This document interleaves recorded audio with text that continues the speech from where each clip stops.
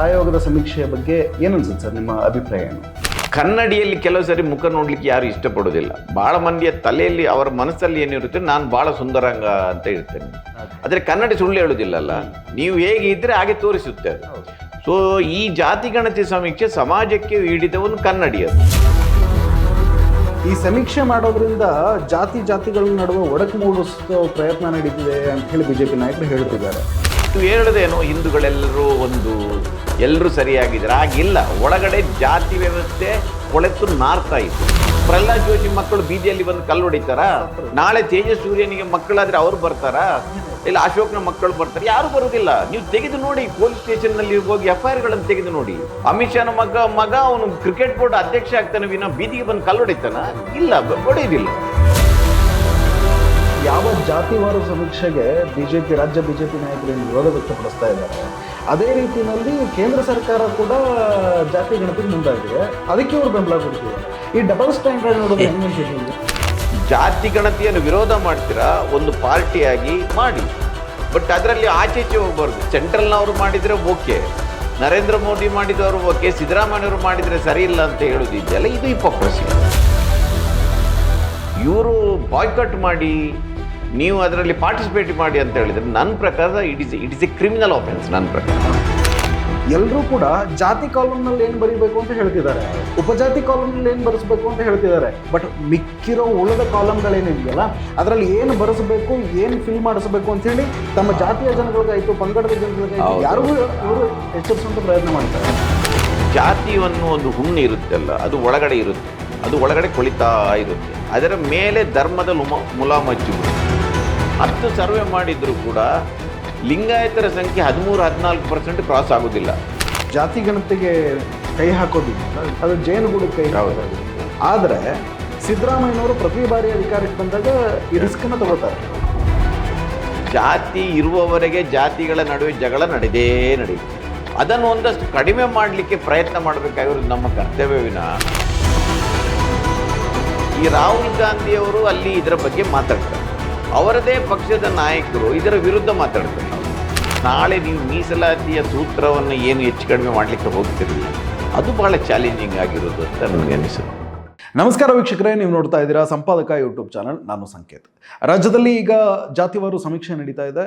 ಈ ಸಮೀಕ್ಷೆ ಬಗ್ಗೆ ಹಲವಾರು ಗೊಂದಲಗಳು ಶುರುವಾಗಿದ್ದಾವೆ, ಹಲವಾರು ಚರ್ಚೆಗಳು ಕೂಡ ಶುರುವಾಗಿದ್ದಾವೆ. ರಾಜ್ಯ ಬಿಜೆಪಿಯ ನಾಯಕರೇನಿದ್ದಾರೆ ಅವರು ಹೇಳ್ತಿದ್ದಾರೆ, ಇಲ್ಲ ಈ ಸಮೀಕ್ಷೆಯಿಂದ ಜಾತಿಗಳ ನಡುವೆ ಸಂಘರ್ಷ ಏರ್ಪಟ್ಬಿಡುತ್ತೆ, ಇಲ್ಲ ಸಮೀಕ್ಷೆ ಹೆಸರಲ್ಲಿ ಜನರ ವೈಯಕ್ತಿಕ ಮಾಹಿತಿಯನ್ನು ಕಲೆಕ್ಟ್ ಮಾಡಿ ಅದನ್ನು ಕದ್ದು ಮಾರ್ಕೊಳ್ಳಲಾಗುತ್ತೆ.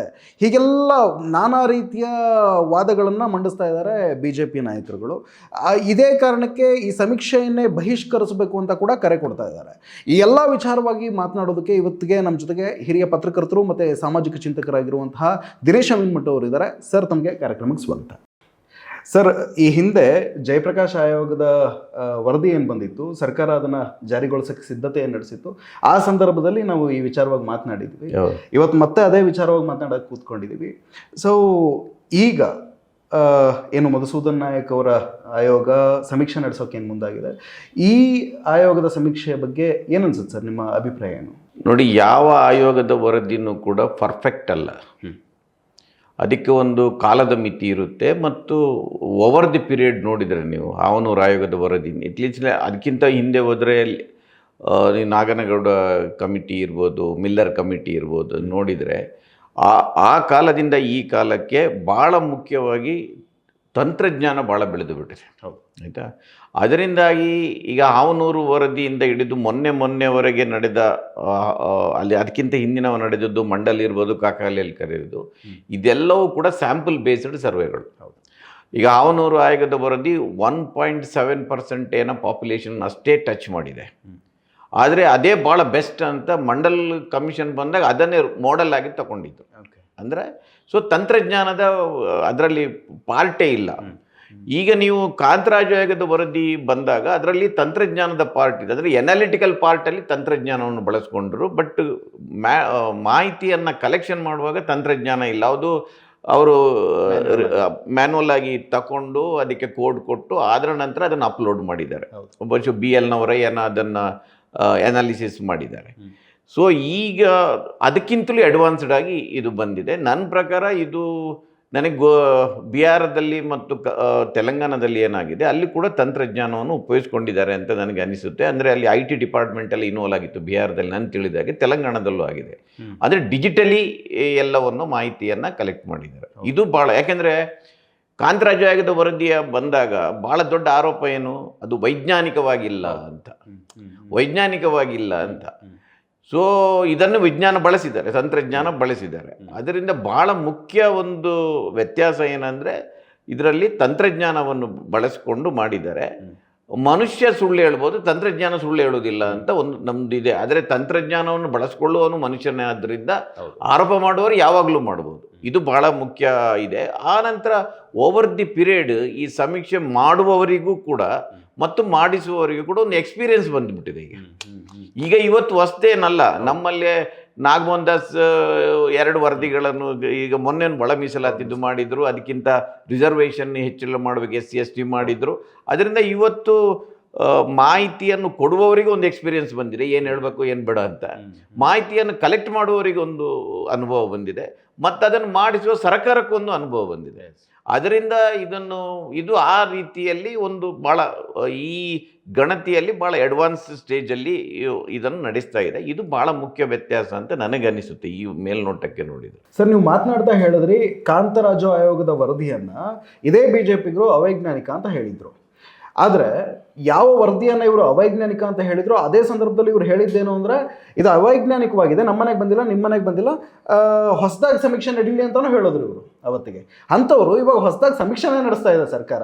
ಅಂಥ ಟೈಮ್ನಲ್ಲಿ ನಾವು ಸಮೀಕ್ಷೆಯಲ್ಲಿ ಪಾಲ್ಗೊಳ್ಳಲ್ಲ, ಜಾತಿ ಒಡೆಯೋ ಹುನ್ನಾರ ಇದು, ಜೊತೆಗೆ ನಾವು ಇದನ್ನು ಬಹಿಷ್ಕರಿಸ್ತೀವಿ ಅನ್ನೋಂಥ ಮಾತುಗಳು ಬರ್ತಿದ್ದಾವೆ. ಪ್ರಹ್ಲಾದ್ ಜೋಶಿ ಅವರು ಮಾತಾಡಿದ್ರು, R. ಅಶೋಕ್ ಮಾತಾಡಿದ್ರು, ತೇಜಸ್ವಿ ಸೂರ್ಯ ಮಾತಾಡ್ತಿದ್ದಾರೆ, BJP ನಾಯಕರು ಒಬ್ಬರಾದ್ಮೇಲೆ ಒಬ್ಬರು ಇದನ್ನು ಹೇಳ್ತಿದ್ದಾರೆ.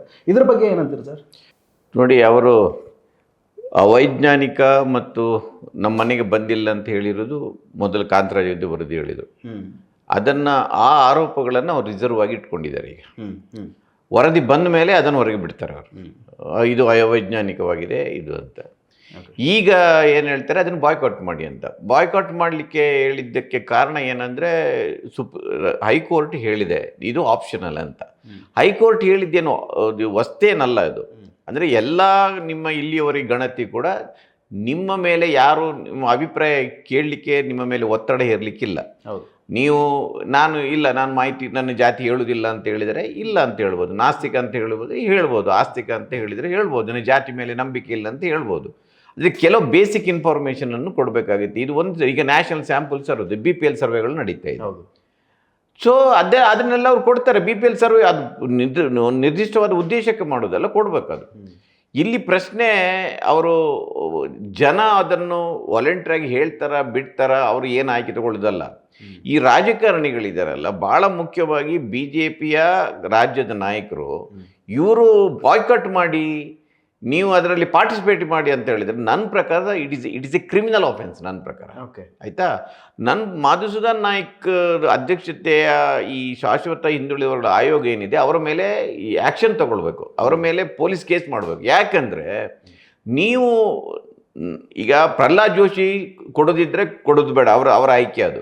ಆದರೆ ಮತ್ತೊಬ್ಬರಿಗೆ ನೀವು ಕೊಡೋದು ಬೇಡ ಅಂತ ಅವರ ಮೇಲೆ ಇವರ ಅಭಿಪ್ರಾಯವನ್ನು ಹೇರುವುದಿದೆ ಅಲ್ಲ, ಇಟ್ ಇಸ್ ಎ ಆಫೆನ್ಸ್ ನನ್ನ ಪ್ರಕಾರ. ಸೊ ಆಯೋಗ ಇದನ್ನು ಭಾಳ ಸೀರಿಯಸ್ ಆಗಿ ತಗೊಂಡು ಅವ್ರ ಮೇಲೆ ಕ್ರಮ ಕೈಗೊಳ್ಳಬೇಕು. ಇಲ್ಲದಿದ್ದರೆ ಏನಾಗುತ್ತೆ, ಇದನ್ನು ಚಳವಳಿ ಥರ ಮಾಡ್ತಾರೆ ಈಗ ಇವರು. ನೀವು ಬಾಯ್ಕಾಟ್ ಮಾಡಿ, ನೀವು ಕೊಡಬೇಡಿ.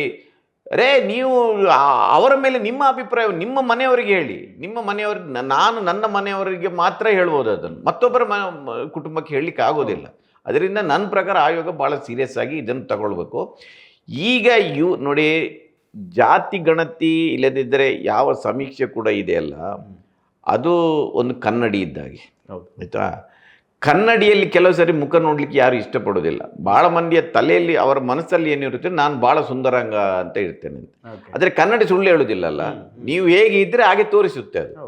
ಸೊ ಈ ಜಾತಿ ಗಣತಿ ಸಮೀಕ್ಷೆ ಸಮಾಜಕ್ಕೆ ಹಿಡಿದ ಒಂದು ಕನ್ನಡಿ ಅದು. ಆ ಕನ್ನಡಿಯಲ್ಲಿ ನಮ್ಮ ಎಲ್ಲ ಜಾತಿ ಮತ್ತು ಧರ್ಮ ಮತ್ತು ಅದಕ್ಕೆ ಸಂಬಂಧಿಸಿದ ಅಸ್ಪೃಶ್ಯತೆ, ಅಸಮಾನತೆ ಇದನ್ನೆಲ್ಲವನ್ನು ಅದು ರಿಫ್ಲೆಕ್ಟ್ ಮಾಡುತ್ತೆ. ನಿಮಗೆ ಅದಕ್ಕೆ ನೋಡಲಿಕ್ಕೆ ಇಷ್ಟ ಇಲ್ಲ. ನೀವು ಹೇಳೋದೇನು, ಹಿಂದೂಗಳೆಲ್ಲರೂ ಎಲ್ಲರೂ ಸರಿಯಾಗಿದ್ದಾರೆ, ಹಾಗಿಲ್ಲ. ಒಳಗಡೆ ಜಾತಿ ವ್ಯವಸ್ಥೆ ಕೊಳೆತು ನಾರ್ತಾ ಇದೆ. ಆಯ್ತಾ, ಕೊಳೆತು ನಾರ್ತಾ ಇದೆ. ಈ ಹಿಂದೂ ಅಂತ ಒಂದು ಅಂತ ಹೇಳುವವರು ಕೂಡ ಅದೇ ಜಾತಿ ವ್ಯವಸ್ಥೆಯನ್ನ ಪೋಷಿಸ್ತಾ ಬಂದಿದ್ದಾರೆ, ಅವರಿಗೆ ನಾಶ ಮಾಡಲಿಕ್ಕೆ ಇಲ್ಲ ಅದನ್ನು. ಸೊ ಕನ್ನಡಿ ಹೇಳುತ್ತೆ ನೋಡ್ರಿ, ಈ ಹಿಂದೂ ಧರ್ಮದ ಒಳಗಿನ ಜಾತಿ ವ್ಯವಸ್ಥೆ ಈ ಕೊಳೆತು ನಾರ್ತಾ ಇದೆ ಅಂತ ತೋರಿಸುತ್ತೆ. ಇದನ್ನು ಇವರಿಗೆ ಅದನ್ನು ನೋಡ್ಲಿಕ್ಕಿಲ್ಲ ಇವರಿಗೆ, ಅದಕ್ಕಾಗಿ ಇವರು ಕನ್ನಡಿಯನ್ನು ಬಿಟ್ಟು ಓಡಿ ಹೋಗ್ತಾ ಇದ್ದಾರೆ. ಇವರಿಗೆ ಧೈರ್ಯ ಇದ್ದಾರೆ, ಅದನ್ನು ನೋಡ್ಬೇಕು, ಹೌದು ಈ ವ್ಯವಸ್ಥೆ ಇದೆ. ನೋಡಿ, ಜಾತಿ ಎನ್ನುವುದು ಒಂದು ವಾಸ್ತವ. ಈ ಜಾತಿ ಗಣತಿ ನೋಡಿ, ಜನರಲ್ ಆದ ಸಮೀಕ್ಷೆ ನಡೆಸಿದಾಗ ಯಾರು ಅದರ ಬಗ್ಗೆ ಆಕ್ಷೇಪ ಎತ್ತಿಲ್ಲ, ಆಯ್ತಾ, ಯಾರು ಆಕ್ಷೇಪ ಎತ್ತಿಲ್ಲ. ಯಾವುದಕ್ಕೆ ಇಲ್ಲದೆ ಇರೋ ಆತಂಕ ವಿರೋಧಗಳು ಜಾತಿ ಗಣತಿ ಬಂದ ಕೂಡಲೇ ಇವ್ರಿಗೆ ಯಾಕೆ ಆಕ್ಷೇಪ ಇರಬೇಕು? ಯಾಕಂದ್ರೆ ನಾನು ಮೊದಲಿಂದಲೂ ಹೇಳ್ತೇನೆ, ಇವರು ಈ ಹಿಂದುತ್ವವಾದಿಗಳದ್ದು ಒಂದು ಭಾಳ ದೊಡ್ಡ ಆರ್ಗ್ಯುಮೆಂಟ್, ಅವರ ಸ್ಟ್ರಾಟಜಿ ಏನಂದ್ರೆ, ಜಾತಿಯನ್ನು ಒಂದು ಹುಣ್ಣು ಇರುತ್ತಲ್ಲ, ಅದು ಒಳಗಡೆ ಇರುತ್ತೆ, ಅದು ಒಳಗಡೆ ಕೊಳಿತಾ ಇರುತ್ತೆ, ಅದರ ಮೇಲೆ ಧರ್ಮದ ಮುಲಾಮು ಹಚ್ಚಿಬಿಡುದು, ಆಯ್ತಾ. ಜಾತಿ ಇದು ಒಳಗಡೆ ಹುಣ್ಣು ಕಾಣಬಾರದಂತ, ಆದರೆ ಒಳಗಡೆ ಅದು ಇಡೀ ಬಾಡಿಯನ್ನ ಅದು ಕೊಳೆಸ್ತದೆ. ಸೊ ಇವರಿಗೆ ಅದಿಲ್ಲ. ಅದು ನೀವು ಹಿಂದೂ ಧರ್ಮದಲ್ಲಿ ಬಂದ ಎಲ್ಲ ಸೋಷಿಯಲ್ ರಿಫಾರ್ಮರ್ಗಳನ್ನು ತೆಗೆದು ನೋಡಿ ನೀವು, ಜ್ಯೋತಿಬಾ ಫುಲೆಯಿಂದ ಹಿಡಿದು, ಅಂಬೇಡ್ಕರ್ನಿಂದ ಹಿಡಿದು, ಬಸವಣ್ಣನಿಂದ ಹಿಡಿದು, ನೀವು ನಾರಾಯಣ ಗುರು ತಗೊಂಡು, ಪೆರಿಯಾರ್, ಕನಕ ಎಲ್ಲರನ್ನು ತಗೊಂಡ್ರೆ ಕಾಲಕ್ಕೆ ಇದನ್ನ ರಿಫಾರ್ಮ್ ಮಾಡಲಿಕ್ಕೆ ಪ್ರಯತ್ನ ಮಾಡಿದ್ದಾರೆ. ಬಹಳ ಮುಖ್ಯವಾಗಿ ನಮ್ಮ ಜಾತಿ ವ್ಯವಸ್ಥೆಯನ್ನ ಸುಧಾರಣೆ ಮಾಡಲಿಕ್ಕೆ ಸ್ವಾಮಿ ವಿವೇಕಾನಂದ ಮಾಡಿದ್ರು, ಗಾಂಧೀಜಿ ಮಾಡಿದ್ರು, ಅದನ್ನು ಮಾಡಿದ್ರು. ಆದರೆ ನೀವು ನೋಡಿ, ಸ್ವತಂತ್ರ ಭಾರತದಲ್ಲಿ ಅಂಥದ್ದೊಂದು ಸೋಷಿಯಲ್ ರಿಫಾರ್ಮರ್ಗಳು ಬಂದೂ ಇಲ್ಲ, ಅಂಥದ್ದು ಪ್ರಯತ್ನ ನಡೀತಾನೆ ಇಲ್ಲ. ಇವರು ಅದಕ್ಕೆ ಅಡ್ಡಕಾಲಾಗ್ತಾ ಇದ್ದಾರೆ. ಈಗಲೂ ಜಾತಿಯಲ್ಲಿ ಜಾತಿ ನೋಡಿ, ಜಾತಿ ಅದರಷ್ಟಕ್ಕೆ ಭಾಳ ಕೆಟ್ಟದೇನಲ್ಲ ಅದು. ಗಾಂಧೀಜಿ ಅದನ್ನು ಹೇಳ್ತಾ ಇದ್ರು, ಅದು ಒಂದು ಲೇಬರ್ ಆಫ್ ಡಿವಿಷನ್ ಇರದಾಗಿದೆ, ಹಾಗಿಲ್ಲ ಅದು. ಯಾಕೆಂದ್ರೆ ಅದರ ಮೇಲೆ ಜಾತಿ ಅದು ಒಂದು ಗಣೇಶೋತ್ಸವದ ಸಮಿತಿ ಅಲ್ಲ, ಅದು ಒಬ್ಬ ಜಾತಿಯಲ್ಲಿ ಹುಟ್ಟಿದ್ರೆ ಅವನು ಕ್ರಾಸ್ ಮಾಡ್ಲಿಕ್ಕೆ ಆಗಿಲ್ಲ, ಅದೇ ಕುಟುಂಬ ಜಾತಿಯಲ್ಲಿ ಮುಂದುವರಿಬೇಕು ಅವನು. ಅದರಿಂದ ಜಾತಿ ಎನ್ನುವುದನ್ನು ನಾಶ ಮಾಡಬೇಕಾದ್ರೆ ಮೊದಲು ಜಾತಿಗೆ ಸಂಬಂಧಿಸಿದ ಅಸಮಾನತೆಗಳನ್ನ, ಅಸ್ಪೃಶ್ಯತೆಗಳನ್ನ, ಅವಕಾಶದಿಂದ ಆಗಿರುವ ವಂಚನೆಗಳನ್ನ ಅದನ್ನು ನಿವಾರಣೆ ಮಾಡಬೇಕು. ಆ ನಿವಾರಣೆ ಮಾಡಬೇಕಾದ್ರೆ ಅದು ಹೇಗಿದೆ ಅಂತ ತಿಳ್ಕೊಳ್ಬೇಕು. ನಾವು ಹೇಳ್ತೇವಲ್ಲ, ಜಾತಿ ಎನ್ನುವುದೊಂದು ರೋಗ ಅಂತ. ಆ ರೋಗ ನಿವಾರಣೆ ಆಗಬೇಕಾದ್ರೆ ರೋಗ ಇದೆ ಅಂತ ಅವ್ನ ಪೇಷಂಟ್ ಒಪ್ಕೊಳ್ಬೇಕಲ್ಲ. ಅದರಿಂದ ಈ ಸಮಾಜ ಒಪ್ಕೊಳ್ಬೇಕು ಜಾತಿ ಇದೆ ಮತ್ತು ಅದನ್ನು ನಿರ್ಮೂಲನೆ ಮಾಡಬೇಕು. ಅದು ನಿರ್ಮೂಲನೆ ಆದರೆ ಹಿಂದೂಗಳು ಕೂಡ ಗಟ್ಟಿ ಆಗ್ತಾರೆ ನನ್ನ ಪ್ರಕಾರ. ಇವರಿಗೆ ಅದು ಬೇಕಾಗಿಲ್ಲ. ಗಟ್ಟಿ ಆಗ್ತಾರೆ ಅಂತೀರಿ ಅಂದ್ರೆ ಈಗ ಎಲ್ಲ ಒಂದು ಸಮಾನತೆ ಬಂದಾಗ ಈ ಒಳಗಿನ ಈ ಘರ್ಷಣೆಗಳು ಇರುವುದಿಲ್ಲ. ನೋಡಿ, ಈಗ ಜಾತಿ ಗಣತಿ ಇದರ ಬಗ್ಗೆ ಚರ್ಚೆ ಆಗಬೇಕು, ಅದು ಜನರಿಗೆ ಅರ್ಥ ಆಗ್ತಾ ಇಲ್ಲ. ಭಾಳ ಮಂದಿ ಏನು ತಿಳ್ಕೊಳ್ತಾರೆ, ಮೀಸಲಾತಿ ಅಂದರೆ ಅದು ಏನೋ ಬಡತನ ನಿರ್ಮೂಲನೆ ಕಾರ್ಯಕ್ರಮ ಅಂತ ಅಲ್ಲ. ನಾನು ಹೇಳ್ತಾ ಇರೋದು, ಮೀಸಲಾತಿಯ ಉದ್ದೇಶ ಜಾತಿಯನ್ನ ಹೆಚ್ಚು ಮಾಡೋದಲ್ಲ, ಜಾತಿಯನ್ನು ನಾಶ ಮಾಡೋದು ಅಂತ. ಜಾತಿಯ ಎರಡು ಡಿಫೆಕ್ಟ್, ಅದರ ಪರಿಣಾಮಗಳು ಎರಡು, ಒಂದು ಆರ್ಥಿಕವಾದದ್ದು, ಒಂದು ಸಾಮಾಜಿಕವಾದದ್ದು ಅಲ್ವಾ. ಸಾಮಾಜಿಕವಾದ ಅಸಮಾನತೆಯನ್ನ ನೀವು ತಿಳ್ಕೊಳ್ಬೇಕಾದ್ರೆ ಮನುಷ್ಯನ ಮನಸ್ಸು ಪರಿವರ್ತನೆ ಆಗಬೇಕು, ಆಯ್ತಾ. ಅದಕ್ಕೆ ಕಾನೂನಿನಿಂದ ಆಗೋದಿಲ್ಲ. ಆದರೆ ಆರ್ಥಿಕ ಅಸಮಾನತೆ ಇದೆಯಲ್ಲ, ಅದನ್ನ ಮೀಸಲಾತಿ ಅಂತ ಕ್ರಮದ ಮೂಲಕ ನೀವು ಹೋಗಲಾಡಿಸ್ಬೋದು, ಆಯ್ತಾ. ಆರ್ಥಿಕ ಅಸಮಾನತೆಯನ್ನ ಹೋಗಲಾಡಿಸಿದಾಗ ಅಷ್ಟರ ಮಟ್ಟಿಗೆ ಜಾತಿ ಮೂಲದ ಅಸಮಾನತೆ ಕಡಿಮೆ ಆಗುತ್ತೆ, ಆಯ್ತಾ. ನೀವು ಭಾಳ ಸಿಂಪಲ್ ಆಗಿ ತಗೊಳ್ಳಿದ್ರೆ, ಒಬ್ಬ ಬ್ರಾಹ್ಮಣ IAS ಆಫೀಸರ್ ಒಬ್ಬ ದಲಿತ IAS ಆಫೀಸರನ್ನ ಒಂದು ಬ್ರಾಹ್ಮಣರ ಹೆಣ್ಣುಮಗಳು ಮದುವೆ ಆಗ್ತಾಳೆ. ಎಷ್ಟೋ ಉದಾಹರಣೆ ಇದೆ ನಮ್ಮ. ಆದರೆ ಹಳ್ಳಿಯಲ್ಲಿ ಒಬ್ಬ ದಲಿತ ಹುಡುಗನನ್ನ ಮೇಲ್ಜಾತಿ ಯಾವುದಾದ್ರೂ ಹೆಣ್ಮಗಳು ಪ್ರೀತಿ ಮಾಡಿದ್ರೆ ಹತ್ಯೆ ಆಗುತ್ತೆ, ಹೌದು ಅಲ್ವಾ. ಮರ್ಯಾದೆ ಹತ್ಯೆ ಆಗುತ್ತೆ. ಯಾಕೆ? ಈಗ ನಮ್ಮಲ್ಲಿ ಬಹಳಷ್ಟು ಮಂದಿ ದಲಿತ IAS ಆಫೀಸರ್ಸ್ಗಳು ಬ್ರಾಹ್ಮಣರ ಹುಡುಗಿಯನ್ನು ಮದುವೆಗೆ ಹೋದ್ರಿ ಸರ್. ಇವತ್ತಿಗೂ ಉತ್ತರ ಭಾರತದಲ್ಲಿ ಒಬ್ಬ ದಲಿತ ಏನಾದ್ರೂ ವರ ಇದ್ದು ಅವನು ಬರೀ ಕುದುರೆ ಮೇಲೆ ಹಾಕಿದ್ರೆ ಆಗೋದಿಲ್ಲ ಅಲ್ವಾ. ಈ ಒಂದು ಕರ್ನಾಟಕದಲ್ಲಿ ನಾನು ಹೆಸರು ಹೇಳಲಿಕ್ಕೆ ಇಷ್ಟಪಡೋದಿಲ್ಲ, ಬಹಳಷ್ಟು ಮಂದಿ ದಲಿತ IAS ಆಫೀಸರ್ಸ್ಗಳು ಬ್ರಾಹ್ಮಣರನ್ನು ಮದುವೆ ಆಗಿದ್ದಾರೆ. ಅವ್ರದ್ದೇನು ಹತ್ಯೆ ಆಗಿಲ್ಲ, ಅವರು ಸುಖ ಸಂಸಾರ ಮಾಡ್ಕೊಂಡು ಆರಾಮಾಗಿದ್ದಾರೆ. ಯಾಕೆಂದ್ರೆ ಅಲ್ಲಿ ಒಂದು ಆರ್ಥಿಕವಾಗಿ ಅವರಿಗೆ ಒಂದು ಸ್ಟೇಟಸ್ ಬಂದ್ಬಿಟ್ಟಿದೆ, ಆಯ್ತಾ. ಇದು ಸುಮ್ಮನೆ ಉದಾಹರಣೆಗಳನ್ನು ಕೊಡೋದಿದ್ರೆ. ಆದರೆ ಹಳ್ಳಿಯಲ್ಲಿ ಒಬ್ಬ ದಲಿತ ಇಂಟರ್ಕಾಸ್ಟ್ ಆದರೆ ಅವನನ್ನು ಹತ್ಯೆ ಮಾಡ್ತಾರೆ ಅಲ್ವಾ. ಸೊ ಈ ಮೀಸಲಾತಿಯಿಂದ ಈ ಆರ್ಥಿಕ ಸಮಾನತೆಯನ್ನು ಸಾಧಿಸಲಿಕ್ಕೆ ಆಗುತ್ತೆ. ಅದಕ್ಕಾಗಿ ಮೀಸಲಾತಿ ಜಾತಿಯನ್ನು ನಾಶ ಮಾಡಲಿಕ್ಕೆ ಬೇಕು ಅಂತ ನನ್ನ ಪ್ರಕಾರ. ಜಾತಿಯನ್ನು ಬೆಳೆಸಲಿಕ್ಕೆಲ್ಲ. ನೀವು ಜಾತಿಯನ್ನು ನಾಶ ಮಾಡೋದೇ ನಿಮ್ಮ ಉದ್ದೇಶ ಆಗಿದ್ದರೆ ಭಾಳ ಸರಳವಾದ ಉಪಾಯ ಇದೆ. ನಾನು ಯಾವಾಗಲೂ ಅದನ್ನು ಹೇಳ್ತೇನೆ. ನಾನು ಹೇಳಿದ್ದಲ್ಲ, ರಾಮಮನೋಹರ್ ಲೋಹಿಯಾನೇ ಹೇಳಿದ್ದಾರೆ ಅದನ್ನು. ಸ್ವಜಾತಿಯಲ್ಲಿ ಮದುವೆಯನ್ನು ನಿಷೇಧಿಸಿ ಸಂವಿಧಾನಕ್ಕೆ ಒಂದು ತಿದ್ದುಪಡಿ ಮಾಡಬೇಕು. ಅಂತರ್ಜಾತಿ ವಿವಾಹಗಳು, ಅಂತರ್ಜಾತಿ ವಿವಾಹ ಕಡ್ಡಾಯ ಮಾಡಬೇಕು ಅಂತ. ಓಕೆ, ಈಗ ಜಾತಿ ಬೆಳೆಯುವುದೇ ಅದರಲ್ಲಿ. ಹೌದು. ಜಾತಿ ಗಣತಿ ಮಾಡುವುದರಿಂದ ಜಾತಿ ಬೆಳೆಯುವುದಿಲ್ಲ, ಸ್ವಜಾತಿ ಮದುವೆಯಲ್ಲಿ ಜಾತಿ ಬೆಳೆಯುವುದು. ಹೌದು ಹೌದು. ನೀವು ಈಗ ಜಾತಿ ಬೇಡ ಅಂತ ಹೇಳ್ತಿರಲ್ಲ, ಜಾತಿ ಇಲ್ಲ, ನಾವು ಎಲ್ಲ ಹಿಂದೂಗಳು ಒಂದು ಅಂತ ಹೇಳಬೇಕಾದ್ರೆ ಈ ಹಿಂದುತ್ವದ ಪ್ರತಿಪಾದಕರು ಏನಿದ್ದಾರೆ ಅವರು ಅಂತರ್ಜಾತಿ ಮದುವೆಯನ್ನ ಅದಕ್ಕೆ ಬೆಂಬಲ ಕೊಡಬೇಕು. ಎಲ್ಲ ಜಾತಿಗಳಾಗಿ ನೀವು ಮದುವೆ ಆಗುವಾಗ ನಿಮಗೆ ಜಾತಿ ಬೇಕು, ಉಳಿದಾಗೆ ನಿಮ್ಮ ರಾಜಕೀಯ ಕಾರಣಕ್ಕಾಗಿ ನಾವೆಲ್ಲರೂ ಒಂದು ಅಂತ ಹೇಳಿದ್ರೆ ಸೊ ಇದು ಹಿಪೋಕ್ರಸಿ ಅಂತ. ಇವರೆಲ್ಲ ಏನು ಜಾತಿಗೆ ಸಂಬಂಧಿಸಿದಾಗೆ ಧರ್ಮಕ್ಕೆ ಸಂಬಂಧಿಸಿದಾಗೆ ಮಾತಾಡ್ತಾರಲ್ಲ, ಇವ್ರ ಹತ್ರ ಆರ್ಗ್ಯುಮೆಂಟ್ಗಳು ಏನಿಲ್ಲ. ಇವ್ರ ಹತ್ರ ಇವರು ಮುಖಾಮುಖಿ ನೇರವಾಗಿ ಚರ್ಚೆಗೆ ಬಂದರೆ ಅವರು ಡಿಫೀಟ್ ಆಗ್ತಾರೆ. ಆದರೆ ಒಂದು ಭಾವನಾತ್ಮಕವಾಗಿ ಇದನ್ನು ಎಬ್ಬಿಸಿ ನೋಡ್ರಿ ಜಾತಿ ಗಣತಿಯಿಂದ ಜಾತಿ ಬೆಳೆದು ಬಿಡುತ್ತೆ. ಜಾತಿ ಗಣತಿಯಿಂದ ಹೇಗೆ ಜಾತಿ ಇರದೆ, ಅದು ಇದೆ, ಇಟ್ ಇಸ್ ರಿಯಾಲಿಟಿ. ಸೊ ಇವ್ರದ್ದು ಭಯ ಅದು.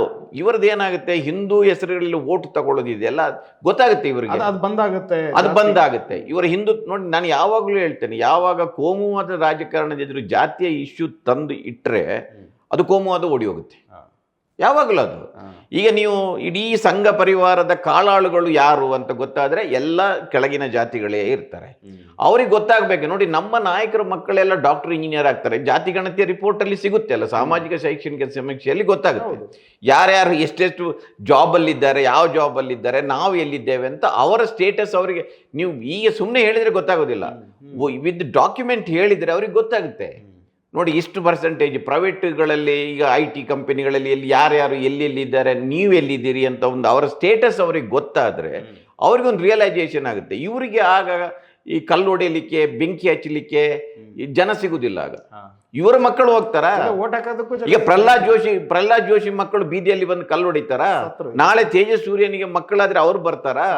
ಇಲ್ಲ ಅಶೋಕ್ನ ಮಕ್ಕಳು ಬರ್ತಾರೆ? ಯಾರು ಬರುವುದಿಲ್ಲ. ನೀವು ತೆಗೆದು ನೋಡಿ, ಪೊಲೀಸ್ ಸ್ಟೇಷನ್ ನಲ್ಲಿ ಹೋಗಿ FIR ಗಳನ್ನು ತೆಗೆದು ನೋಡಿ. ಕರ್ನಾಟಕ ಪ್ರಭಾಕರ್ ಭಟ್ರ ಮಕ್ಕಳು ಬರ್ತಾರಾ? ಯಾರು ಬರುವುದಿಲ್ಲ. ಮೋಹನ್ ಭಾಗವತಿಗೆ ಮಕ್ಕಳಿಲ್ಲ, ನರೇಂದ್ರ ಮೋದಿಗೆ ಮಕ್ಕಳಿಲ್ಲ. ಅಮಿತ್ ಶಾನ ಮಗ ಅವನು ಕ್ರಿಕೆಟ್ ಬೋರ್ಡ್ ಅಧ್ಯಕ್ಷ ಆಗ್ತಾನೆ ವಿನ ಬೀದಿಗೆ ಬಂದು ಕಲ್ಲೊಡಿತಾನ? ಇಲ್ಲ, ಹೊಡೆಯುವುದಿಲ್ಲ. ಅದರಿಂದ ಈ ವಾಸ್ತವ ಇದೆಯಲ್ಲ, ಇದು ಅರಿವಾಗುತ್ತೆ. ಒಂದು. ಎರಡನೇದು ನಾನು ಹೇಳ್ತೇನೆ, ಇವರು ಯಾಕೆ ವಿರೋಧ ಮಾಡ್ತಾರೆ ಅಂದರೆ ಅದನ್ನು ಎಲ್ಲ ಜಾತಿಗಳು ಅದನ್ನು ತಿಳ್ಕೊಳ್ಬೇಕು. ಒಂದು, ಬಡವರು ಎಲ್ಲ ಜಾತಿಗಳಲ್ಲಿ ಇದೆ ರೀ. ಅದು ಏನೋ ಈಗ ಬ್ರಾಹ್ಮಣರು, ಒಕ್ಕಲಿಗರು, ಲಿಂಗಾಯತರಲ್ಲಿ ಎಲ್ಲ 100% ಶ್ರೀಮಂತರಿದ್ದಾರಲ್ಲ, ಖಂಡಿತ ಇಲ್ಲ. ಅವರಲ್ಲೂ ಲ್ಯಾಂಡ್ ಇಲ್ಲದವರು ಇದ್ದಾರೆ, ಮನೆ ಇಲ್ಲದವರು ಇದ್ದಾರೆ, ಸರಿಯಾಗಿ ಶಿಕ್ಷಣ ಇಲ್ಲದವರು ಇದ್ದಾರೆ. ಪರ್ಸೆಂಟೇಜ್ ಸ್ವಲ್ಪ ಕಡಿಮೆ ಇರ್ಬೋದು. ಅಂದರೆ ಹಿಂದುಳಿದ ಜಾತಿಗಳು ಮತ್ತು ದಲಿತರಿಗೆ ಕಂಪೇರ್ ಮಾಡಿದರೆ ಅವರಿಗೆ ಅಂದರೆ ಭೂಮಿಯ ಒಡೆತನ ಇರುವುದರಿಂದ ಸ್ವಲ್ಪ ಕಡಿಮೆ ಇರ್ಬೋದು. ಆದರೆ ಇದ್ದಾರೆ. ಈಗ EWS ಕೊಟ್ಟದ್ದು ಯಾಕೆ ಮತ್ತೆ? ಇದ್ದಾರೆ. ಸೊ ಆ ಮಾಹಿತಿ ಹೊರಗೆ ಬಂದರೆ ಇವರು ಹಿಪೋಕ್ರಸಿಗಳು.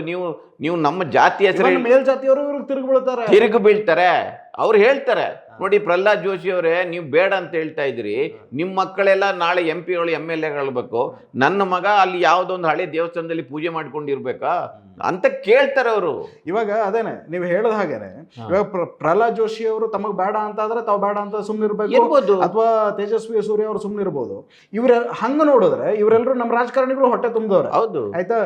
ಆದರೆ ಅದೇ ಮೇಲ್ಜಾತಿಗಳಲ್ಲಿ ಆರ್ಥಿಕವಾಗಿ ಹಿಂದುಳಿದ, ಶೈಕ್ಷಣಿಕವಾಗಿ ಇದು ಇನ್ನೊಂದು ತಪ್ಪು ಕಲ್ಪನೆ ಏನಿದೆ ಅಂದ್ರೆ, ಈ ಸಾಮಾಜಿಕ ಶೈಕ್ಷಣಿಕ ಆರ್ಥಿಕ ಸಮೀಕ್ಷೆ ಇದೆಯಲ್ಲ, ಇದು ಕೇವಲ ಹಿಂದುಳಿದ ಜಾತಿಗಳಿಗೆ ಸಂಬಂಧಿಸಿದ್ದು. ಇದೊಂದು ಮಿತ್. ಇದನ್ನ ಈ ಸರ್ಕಾರದಲ್ಲಿ ಇದ್ದವರಿಗೂ ಕೂಡ ಸರಿಯಾಗಿ ಎಲ್ರಿಗೂ ಹೇಳಲಿಕ್ಕೆ ಆಗಿಲ್ಲ. ನಾನು ಅದಕ್ಕೆ ಸಂಬಂಧಪಟ್ಟ ಹಾಗೆ ಒಂದು ಪ್ರಶ್ನೆ ಆಗ್ತದೆ. ಹಿಂದುಳಿದ ವರ್ಗಗಳ ಆಯೋಗ ಈ ಸಮೀಕ್ಷೆಯನ್ನ ನಡೆಸ್ತಾ ಇರೋದು ಎಷ್ಟರ ಮಟ್ಟಿಗೆ ಸಮಂಜಸ? ಅಲ್ಲ, ಅದೇ ಪ್ರಶ್ನೆ. ಅದು ಯಾಕೆ ಅಂದರೆ, ನೀವು 92ನಲ್ಲಿ ಇಂದಿರಾ ಸಾನಿ ಜಡ್ಜ್ಮೆಂಟ್ ಏನು ಬಂತು, ಮಂಡಲ್ವಾಡಿ ಜಡ್ಜ್ಮೆಂಟ್, ಆದಾಗ ಅವರು ಅದು ನೋಡಿ, ಇಲ್ಲಿಯವರೆಗಿನ ಆಯೋಗಗಳದ್ದು ಮೇನ್ ಟಾಸ್ಕ್ ಏನಿತ್ತಂದರೆ ಹಿಂದುಳಿದ ಜಾತಿಗಳನ್ನು ಗುರುತಿಸಿ ಅವರಿಗೆ ಮೀಸಲಾತಿಯನ್ನು ಕೊಡುವುದು ಅಂತ, ಆಯ್ತಾ. ಆಗೇನಾಯಿತು, ನೀವು ಶಾಶ್ವತ ಹಿಂದುಳಿದ ವರ್ಗಗಳ ಆಯೋಗವನ್ನು ಮಾಡಬೇಕು ಮತ್ತು 10 ವರ್ಷಗಳಿಗೆ ಒಮ್ಮೆ ಒಂದು ಸರ್ವೆ ಮಾಡಬೇಕು. ಅದು national backward class commission section 11 ಅನ್ನಲ್ಲಿ ಏನೋ ಒಂದು ಇದೆ, ಅದರಲ್ಲಿ ಅದು ಆಯೋಗನೇ ನಡೆಸಬೇಕಂತ ಮಾಡಿಬಿಟ್ಟಿದೆ. ಆಯ್ತಾ, ಆಯೋಗನೇ ನಡೆಸಬೇಕಂತ. ನನ್ನ ಪ್ರಕಾರ ಈಗ ಕಾಲ ಮೀರಿ ಹೋಗಿದೆ. ನನ್ನ ಪ್ರಕಾರ ಇದು ಇದು ಇದು ಕೂಡ ಇಂಥ ಒಂದು ತಪ್ಪು ಕಲ್ಪನೆಗೆ ಕಾರಣ ಅಂತ ನನಗೆ ಅನಿಸುತ್ತೆ.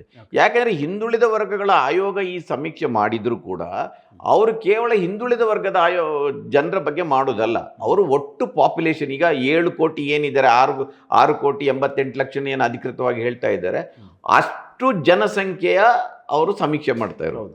ಅದರಿಂದ ಇದು ಏನಾಗಿದೆ ಅಂದರೆ, ಇದು ಹಿಂದುಳಿದ ಜಾತಿಗಳು ಮತ್ತು ಮುಂದುವರೆದ ಜಾತಿಗಳ ನಡುವಿನ ಸಂಘರ್ಷವಾಗಿ ಏರ್ಪಟ್ಟು ನೋಡಿ, ಹಿಂದುಳಿದ ಜಾತಿ ಆಯೋಗ ಮಾಡ್ತಾ ಇರೋದು ಅಂದರೆ ಹಿಂದುಳಿದ ಜಾತಿಯ ಪಕ್ಷಪಾತಿಯಾಗಿ ಮಾಡ್ತಾ ಇದೆ ಎನ್ನುವುದನ್ನು ಒಂದು ಹೇಳಿಕೆ ಕಾರಣ ಸಿಕ್ಕಿದೆ. ಈಗ ನೋಡಿ, ತೆಲಂಗಾಣದಲ್ಲಿ ಅಲ್ಲಿಯ ಪ್ಲಾನಿಂಗ್ ಕಮಿಷನ್ ಮಾಡಿರೋದು ಆಯಿತಾ. ಪ್ಲಾನಿಂಗ್ ಕಮಿಷನ್ ಮಾಡಿದ ಜೊತೆಗೆ ಅವರು ಒಂದು ಉತ್ತಮ್ ಕುಮಾರ್ ಅಂತ ಅಲ್ಲಿ ಒಬ್ಬ ಮಿನಿಸ್ಟರ್ ಇದ್ದಾರೆ, ಅವರ ನೇತೃತ್ವದಲ್ಲಿ ಒಂದು ಕ್ಯಾಬಿನೆಟ್ ಸಬ್ ಕಮಿಟಿ ಮಾಡಿದ್ದಾರೆ ಇದನ್ನು ನೋಡಿಕೊಳ್ಳಿಕ್ಕೆ. ಅದರ ನಂತರ ಅದನ್ನು ಓವರ್ಸಿ ಮಾಡಲಿಕ್ಕೆ ಒಬ್ಬ ರಿಟೈರ್ಡ್ ಜಡ್ಜಿನ ನೇತೃತ್ವದಲ್ಲಿ 11 ಮಂದಿಯ ಒಂದು ಕಮಿಟಿ ಮಾಡಿದ್ದಾರೆ. ಸೊ ಬೇರೆ ಬೇರೆ ಲೇಯರ್ ಇದೆ. ಏನಂದರೆ ನೋಡಿ, ಯಾರೇ ಎಂಥ ವರದಿ ಕೊಟ್ಟರು ನಾಳೆ ಅದು ನ್ಯಾಯಾಲಯಕ್ಕೆ ಹೋಗೋದು ಗ್ಯಾರಂಟಿ. ಅದು ಇವರು ಈಗಲೇ ಇಷ್ಟು ಮಾತಾಡಿದವರು ಇನ್ನು ಬಿಡ್ತಾರೆ, ಅದು ಕೋರ್ಟಿಗೆ ಹೇಳ್ತಾರೆ. ಆಗ ಇದಕ್ಕೆ ನೀವು ಸ್ವಲ್ಪ ರಕ್ಷಣಾ ಕೋಟೆಗಳನ್ನು ಕಟ್ಕೊಳ್ಬೇಕಿತ್ತು, ಕರ್ನಾಟಕದಲ್ಲಿ ಲೀಗಲ್ ಬೇಸ್ ಮಾಡಬೇಕಿತ್ತು. ಈಗ ನೋಡಿ, ಈ ಕಲೆಕ್ಷನ್ ಇದೆ ಅಲ್ಲ, ಡಾಟಾ ಕಲೆಕ್ಷನ್, ಅದು ಭಾಳ ದೊಡ್ಡ ಕೆಲಸ ಅಲ್ಲ, ಅದು ಮಾಡ್ಬೋದು, ಎಲ್ಲರೂ ಮಾಡ್ಬೋದು.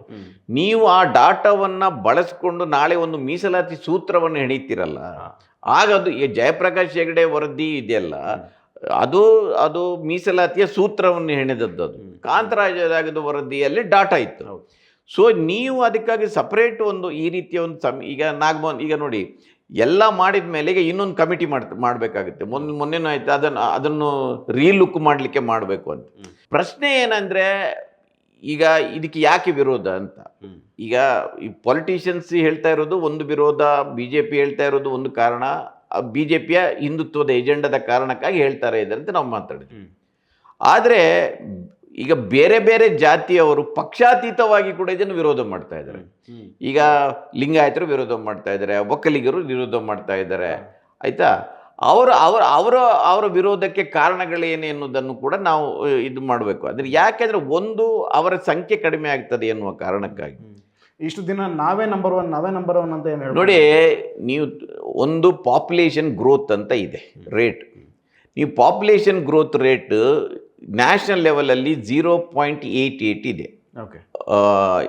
0.88 ಇದೆ. ಅದು ಕರ್ನಾಟಕದ ಮಟ್ಟಿಗೆ 0.7 ಇದೆ. ಇದು ನೀವು ಒಂದು 10 ವರ್ಷದ ಹಿಂದೆ ಬಹುಶಃ ಅದು 0.1 0.2 ಇತ್ತು, ಕಡಿಮೆ ಆಗ್ತಾನೆ ಬಂದಿದೆ. ಇನ್ನೊಂದು ಟೋಟಲ್ ಫರ್ಟಿಲಿಟಿ ರೇಟ್ ಏನಿದೆ ಈಗ ಆಲ್ ಇಂಡಿಯಾ ಲೆವೆಲಲ್ಲಿ 1.9 ಇದೆ.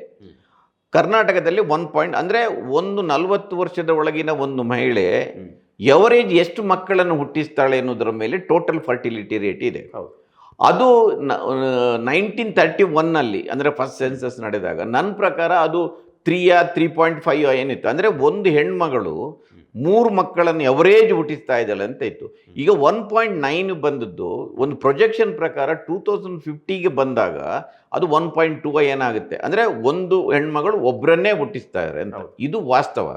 ಈಗ ನ್ಯಾಷನಲ್ ಲೆವೆಲಲ್ಲಿ 1.8 ಇದ್ದಾಗಲೂ ಕೂಡ ದಲಿತರಲ್ಲಿ 2.1 ಏನಿತ್ತು.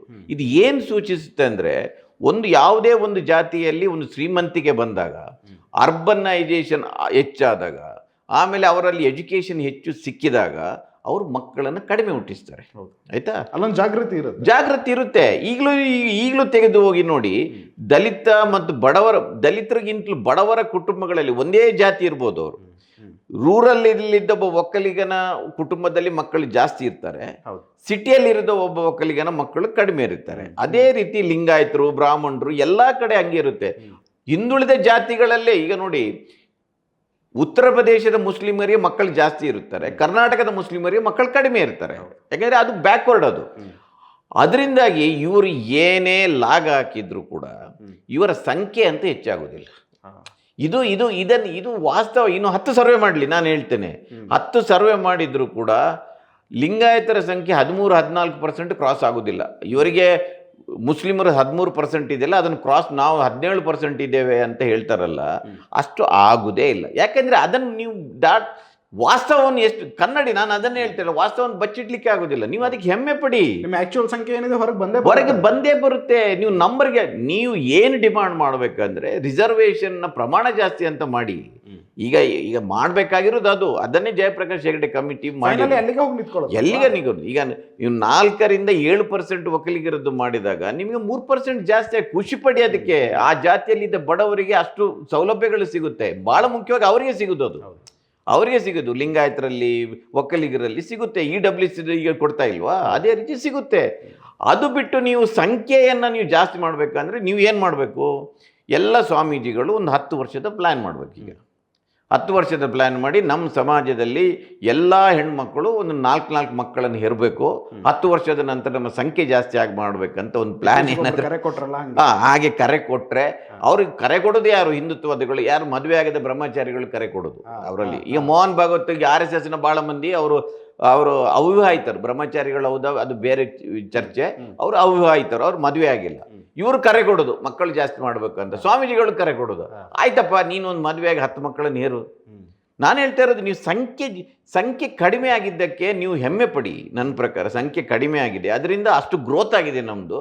ಎಲ್ಲರೂ ಈಗ 10 ಮಕ್ಕಳನ್ನು ಹುಟ್ಟಿಸಿದ ಕುಟುಂಬಗಳಲ್ಲಿ ಇವತ್ತು 2-3ಕ್ಕೆ ಬಂದಿದ್ದಾರೆ, 1ಕ್ಕೆ ಬಂದಿದ್ದಾರೆ. ಇವತ್ತು ಹೊಸ ಫ್ಯಾಷನ್ ಬಂದಿದೆ, ಮಕ್ಕಳೇ ಬೇಡ ಅಂತ ಬಂದಿದೆ, ಮದುವೆನೇ ಬೇಡ ಅಂತ ಹೇಳುವವರು ಇದ್ದಾರೆ. ಅದು ಒಂದು ಹ್ಯೂಮನ್ ಸೈಕಾಲಜಿ, ಅದು ಒಂದು ಮತ್ತು ಮಾನವನ ಇಡೀ ಅವನ ಎವಲ್ಯೂಷನ್ ಆ ದಾರಿಯಲ್ಲಿ ಬಂದಿದೆ. ಅದನ್ನು ಒಪ್ಕೊಳ್ಬೇಕು. ಇವರು ಆ ಕಾರಣಕ್ಕೆ ನೋಡಿ, ಜಾತಿ ಗಣತಿ ನಾನು ಹೇಳ್ತಾ ಇರೋದು ಈ ಚರ್ಚೆ ಯಾಕೆ ಅಂದರೆ ಇದೇ ಮೂಲ ಇದರಲ್ಲೆಲ್ಲ ಇದೆ. ಈ ಒಂದು ನಮ್ಮ ಸಂಖ್ಯೆ ಜಾಸ್ತಿ ಆಗಿಲ್ಲ ಅಂತ ಇವರು ಇನ್ನೊಂದು ಹೇಳ್ತಾನೆ. ಇವರಿಗೆ ಆತಂಕ ಇನ್ನೊಂದು ಏನಂದರೆ, ಇವರು ಸಂಖ್ಯೆ ನನ್ನ ಪ್ರಕಾರ ಇವತ್ತು 225 ಶಾಸಕರು ಏನಿದ್ದಾರೆ ಅವರಲ್ಲಿ ಒಂದು 48-49 ಏನೋ ಲಿಂಗಾಯತ ಶಾಸಕರಿದ್ದಾರೆ, ಒಂದು 50 ಏನೋ ಹೆಚ್ಚು ಕಡಿಮೆ ಅಷ್ಟೇ ಒಕ್ಕಲಿಗ ಶಾಸಕರಿದ್ದಾರೆ. ಇವರಿಬ್ಬರು ಸೇರಿದರೆ ಕರ್ನಾಟಕದ ಶಾಸಕರ ಒಟ್ಟು 225ರಲ್ಲಿ 100, 110, 120 ಏನೋ ಇವರಿದ್ದಾರೆ. ಅಂದರೆ 50% ಆಫ್ ದಿ ಶಾಸಕರ ಸಂಖ್ಯೆ ಇದೆಯಲ್ಲ, ಇದು 2 ಕಮ್ಯುನಿಟಿ ಬೋರ್ಡ್. ಆದರೆ ಇವರ ಒಟ್ಟು ಜನಸಂಖ್ಯೆ 25% ಹೆಚ್ಚಿಲ್ಲ, ಎರಡನ್ನು ಸೇರಿಸಿದ್ರು ಕೂಡ. ಇಬ್ಬರು ಎರಡು ಈಗಿನ ಪ್ರಕಾರ 17 ಮತ್ತು 12 ಅಂತ ಇರೋದು.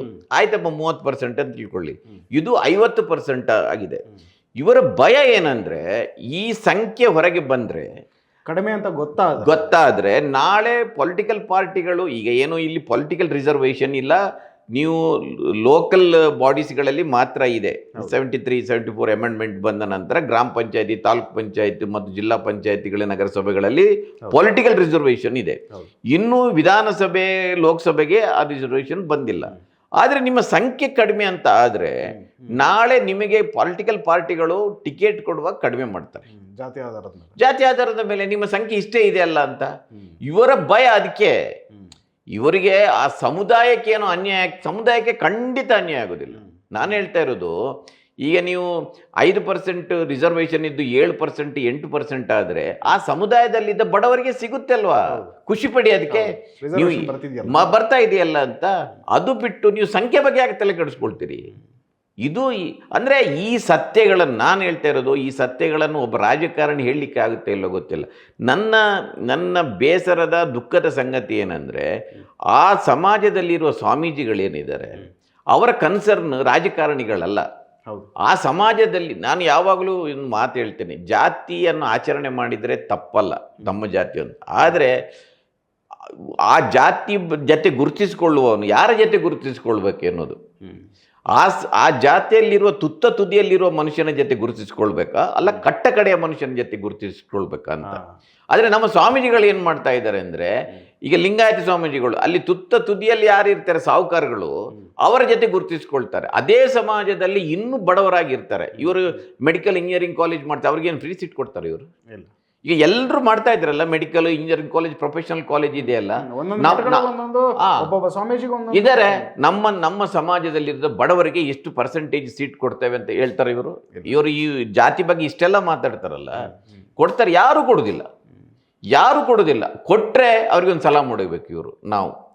ಸೊ ಇದು ರಾಜಕಾರಣಿಗಳು, ಮುಖ್ಯವಾಗಿ ಈ ಜಾತಿಗಳಲ್ಲಿರುವ ರಾಜಕಾರಣಿಗಳಿರೋ ಆತಂಕ ಏನಂದರೆ, ಇದೇನಾದರೂ ಪೊಲಿಟಿಕಲ್ ರಿಸರ್ವೇಷನ್ಗೆ ಬಂದು ನಮ್ಮ ಸೀಟ್ ಕಡಿಮೆ ಆಗುತ್ತಾ ಎನ್ನುವ ಆತಂಕ ಇದೆ. ಇದನ್ನು ನೋಡಿ, ಸಾಮಾನ್ಯವಾಗಿ ಆಯಾ ಜಾತಿಯ ಲೀಡರ್ಗಳು ಅವರು ಆ ಸತ್ಯವನ್ನು ಅಲ್ಲಿ ತಿಳಿಸ್ಬೇಕು. ಇದು ಸಮಸ್ಯೆ ಏನಂದರೆ, ಈ ಜಾತಿಗಳಿಗೆ ಇದೆಯಲ್ಲ, ರಾಜಕಾರಣಿಗಳು ಲೀಡರ್ಗಳಾಗಬಾರ್ದು. ರಾಜಕಾರಣಿಗಳು ಆ ಜಾತಿಯ ಲೀಡ್ರ್ ಆದರೆ ಏನಾಗುತ್ತೆ ಅಂದರೆ, ಅವನ ರಾಜಕೀಯ ಹಿತಾಸಕ್ತಿಗೆ ಅನುಗುಣವಾಗಿಯೇ ಅವನು ಮಾತಾಡ್ತಾನೆ ವಿನೋ ಅವನು ಆ ಜಾತಿಯ, ಆ ಸಮಾಜದ, ಸಮುದಾಯದ ಹಿತಾಸಕ್ತಿ ಬಗ್ಗೆ ಮಾತಾಡೋದಿಲ್ಲ. ಈಗ ಟಿಕೆಟ್ ಕೊಡುವಾಗ ಇವರ ಕುಟುಂಬದವರಿಗೆ ಕೊಡೋದಲ್ವಾ. ಜಾತಿಯವನಂತೆ ಯಾವನಾದ್ರೂ ಹಳ್ಳಿಯಲ್ಲಿದ್ದ ಒಳ್ಳೆ ಪ್ರಾಮಾಣಿಕವಾದ ಮೇಸ್ಟ್ರನ್ನು ಕರೆದು ನಿನಗೆ ಟಿಕೆಟ್ ನಮ್ಮ ಜಾತಿಯವನಿಗೆ ಕೊಡಿ ಅಂತ ಯಾರಾದರೂ ಹೇಳಿದ್ದಾರೆ ಇಲ್ಲಿಯವರೆಗೆ? ಯಾರೂ ಹೇಳಿಲ್ಲ.